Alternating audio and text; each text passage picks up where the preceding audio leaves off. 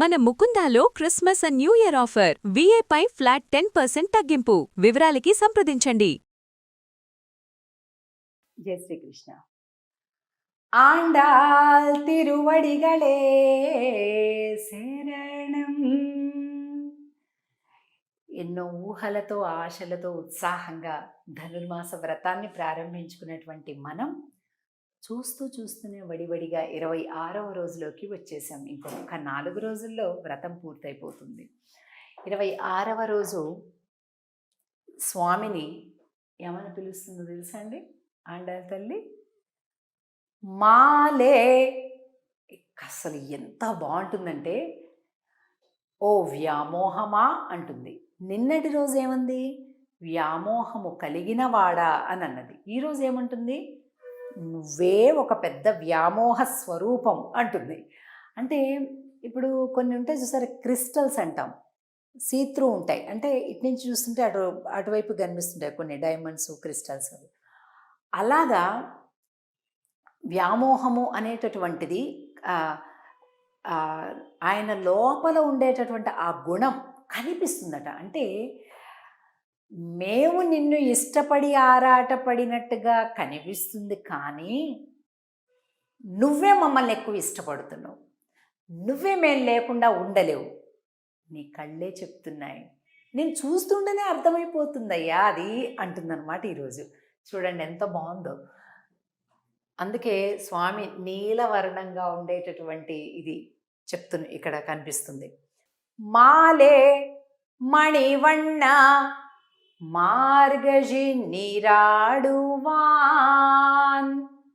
மேலையார் செய்வனகள் వేండువన కేట్టియేల్ విను.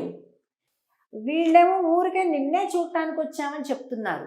ఆయనే ఊరుకోకుండా ఏం కావాలని వచ్చారు, పనేంటి చెప్పండి అంటున్నారు. ఆడపిల్లలు సిగ్గుతోటి ఎలా చెప్తారు చెప్పండి? నీకోసమే వచ్చాం చెప్పలేస్తారు ఎవరైనా? ఆయన కావాలని వీళ్ళని ఇంకా ఏం పనమ్మ వచ్చారు, ఏంటి ఇప్పుడు వచ్చిన పని ఏంటి అట్లా అడుగుతున్నాడు. చూడండి ఎలా ఉందో. సరే మేము చెప్తాం విను, ఏదో అడగమంటున్నావు కదా అడుగుతాం విను అంటున్నారు. జ్ఞాలెత్త ఎల్లాం నడుంగ మురల్వన. స్వామి మార్గళి నీరాడువాన్, మార్గశీర్ష మాసంలో స్నానం చేయటానికి వచ్చాం. సరే ముందు ఒకసారి పాఠం మొత్తం చదువుకొని మళ్ళీ అర్థం చెప్పుకుందాం. మాలే మణివಣ್ణ మార్గళి நீராடுவான் மேலையார் செய்வனகள் வேண்டுவன கேட்டியேல் ஞாலத்தையெல்லாம் நடுங்க முரல்வன பாலன்ன வண்ணத்து உன் பாஞ்ச சென்னியமே போல்வன செங்கங்கள் போய்ப்பாடுடையனவே சால பெரும்பறையே பல்லாண்டி சைப்பாரே கோள விளக்கே கொடியே விதானமே ஆலிநிலையாய் அருள் ఏలోరెంబావాయ్.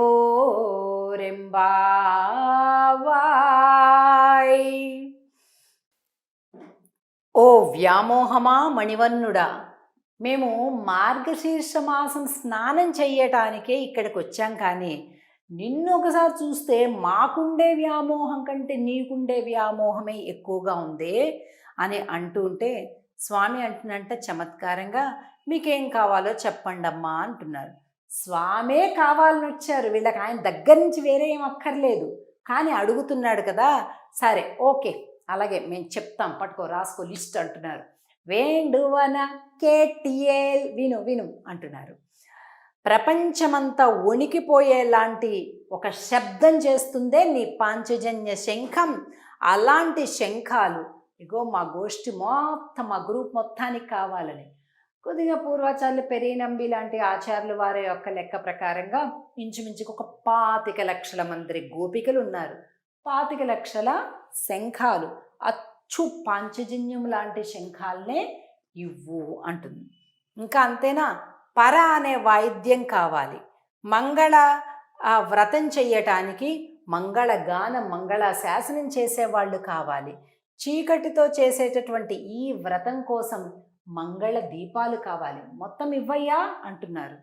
ఆయన తన పరమపదంలో ఉండేటటువంటి మొత్తం అన్నింటినీ మార్చేసి పాంచజన్యాలుగా ఇచ్చేశాడు. మాట వెనక్కి వెళ్ళకూడదు కదా.